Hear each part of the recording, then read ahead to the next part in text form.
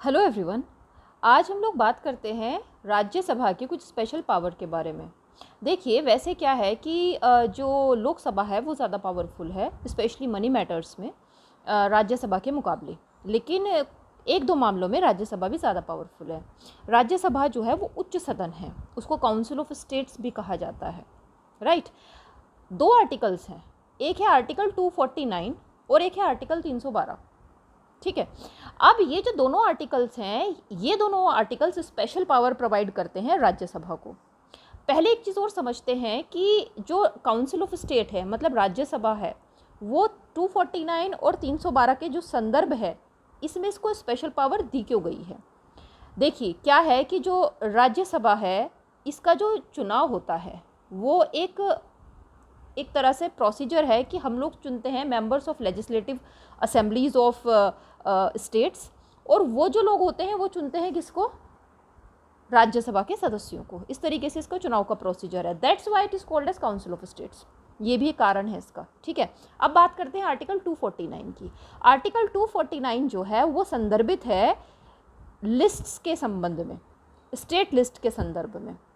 जैसे कि आप लोगों को पता होगा कि जो काम करना है, जैसे कि सेंट्रल गवर्नमेंट को और स्टेट गवर्नमेंट को, और जो हम लोग एक फेडरलिज्म में रहते हैं, दोनों की शक्तियां बटी हुई हैं, तो जो उनको काम करना होता है वे विषय भी बटे हुए हैं 3 लिस्ट में, central list, state list and concurrent list. Correct है। तो जो स्टेट लिस्ट है उसके जो सब्जेक्ट्स हैं उस पर कानून कौन बनाएगा, राज्य से बनाएंगे।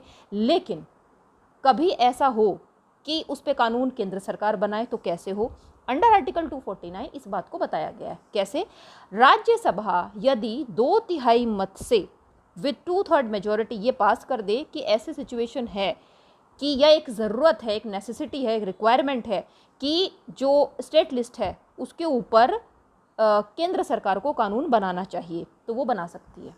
करेक्ट है। अब आर्टिकल 312 जो बात करता है वो ऑल इंडिया सर्विसेज के बारे में बात करता है।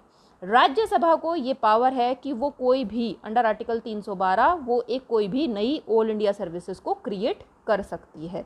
आपको पता ही होगा जो ऑल इंडिया सर्विसेज हैं वो क्या है, उनका जो रिक्रूटमेंट किया जाता है वो केंद्र के द्वारा किया जाता है, और उसके बाद उनकी जो सर्विसेज होती हैं वो स्टेट में दी जाती हैं, तो इसी वजह से उसको ऑल इंडिया सर्विस कहा जाता है। करेक्ट है। तो इस वजह से ये क्या है, फेडरलिज्म का बहुत अच्छा रूप है, और इस वजह से आर्टिकल 249 और आर्टिकल 312 के द्वारा जो राज्यसभा है उसको एम्पावर किया गया। आई होप आपको ये बात समझ में आई होगी। Thank you so much for watching. काफ़ी ईजी था ये तो। Take care and happy reading.